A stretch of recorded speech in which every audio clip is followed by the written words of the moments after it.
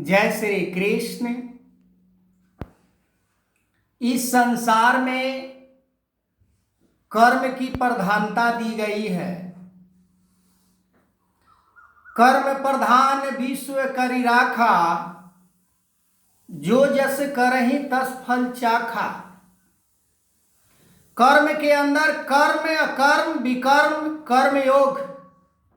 जिस कर्म को करने से योग बनता है और जिस योग को करने से परमात्मा यानी सत्य की प्राप्ति होती है, वही कर्म मानव के लिए श्रेष्ठ है।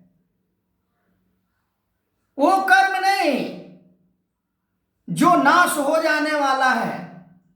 मान लेते हैं कि संसार में हम कोई भी कर्म करते हैं, उस कर्म को करने से हमें जो बेनिफिट होता है, जो लाभ मिलता है, जो हमें प्राप्त होता है, तो वो तो नाशवान है ना।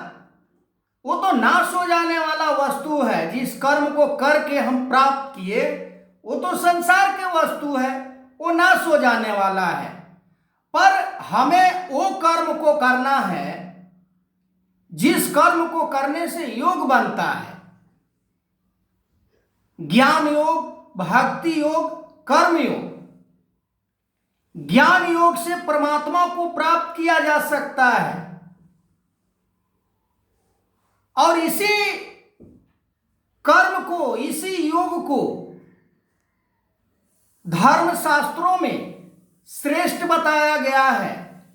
इसी कर्मों को संसार में मानव जीवन के लिए बहुत बड़ा महत्व दिया गया है कि इसी कर्म, इसी योग को करके परमात्मा को आज प्राप्त किया जा सकता है।